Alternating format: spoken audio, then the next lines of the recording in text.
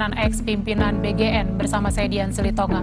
Usai dicopot Presiden Prabowo, mantan Kepala Badan Gizi Nasional BGN Dadan Hindayana ditetapkan sebagai tersangka kasus korupsi penyimpangan tata kelola program makan bergizi gratis. Hal-hal kecil yang menjadi bibit tindakan korupsi di masa depan ada di sekitar kita. Sudah 81 tahun Indonesia merdeka, kejujuran masih menjadi sesuatu yang sangat sulit untuk dibiasakan. Katanya sih sebagian dari iman, tapi ternyata masih saja ada dan bahkan banyak tindakan korupsi di Indonesia. Bahkan menurut data terbaru dari Kejaksaan Agung Republik Indonesia, sepanjang tahun 2025, kerugian negara ditaksir 300 triliun lebih akibat pencucian uang dan korupsi. Sungguh memprihatinkan, bukan? Apa itu korupsi? Kotor, mencuri, rakus, penipuan, memiskinkan, pembunuh.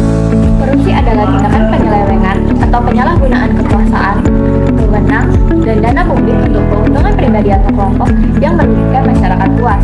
Tindakan ini tentu saja melanggar hukum dan merusak tatanan ekonomi, sosial, hingga moral suatu bangsa.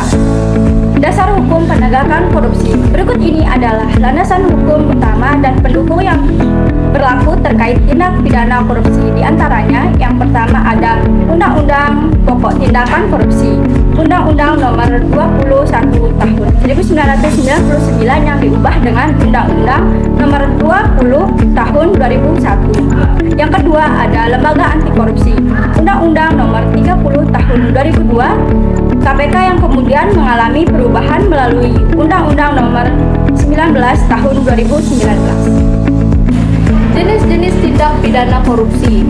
Berdasarkan peraturan yang berlaku, korupsi dikelompokkan menjadi beberapa bentuk utama, seperti penggelapan dana publik, suap menyuap gratifikasi, pemerasan, perbuatan curang, hingga benturan kepentingan dalam pengadaan. Benih-benih korupsi di lingkungan mahasiswa. Yang pertama, mencontek. Kebiasaan ini adalah bentuk paling dasar dari ketidakjujuran akademik. Mencontek mencerminkan mental yang ingin mendapatkan hasil yang instan tanpa berusaha keras dan belajar. Kedua, terlambat masuk kelas.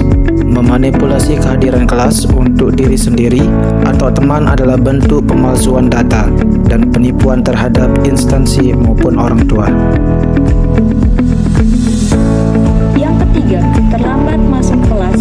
Kebiasaan ini seringkali diiringi dengan pembuatan alasan palsu kepada dosen.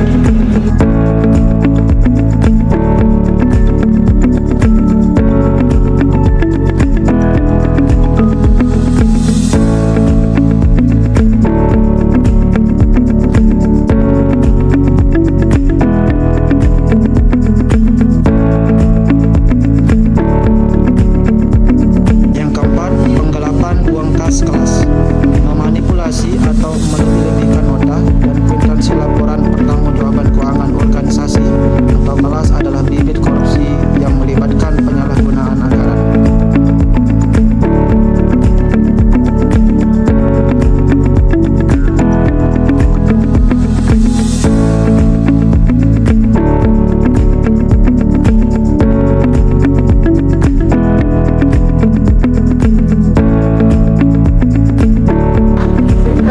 Bibit korupsi, bangun integritas sejak di universitas. Mari bangun budaya jujur dan berintegritas sejak di bangku universitas. Korupsi tidak lahir begitu saja, tetapi tumbuh dari kebiasaan kecil yang selalu dibiarkan. Mulailah dari diri sendiri, disiplin, bertanggung jawab, dan berani berkata jujur. Generasi berintegritas adalah kunci Indonesia yang bersih dan maju. Mahasiswa berintegritas hari ini adalah pemimpin anti korupsi di masa depan. Sekian dari kami kelompok 2, terima kasih.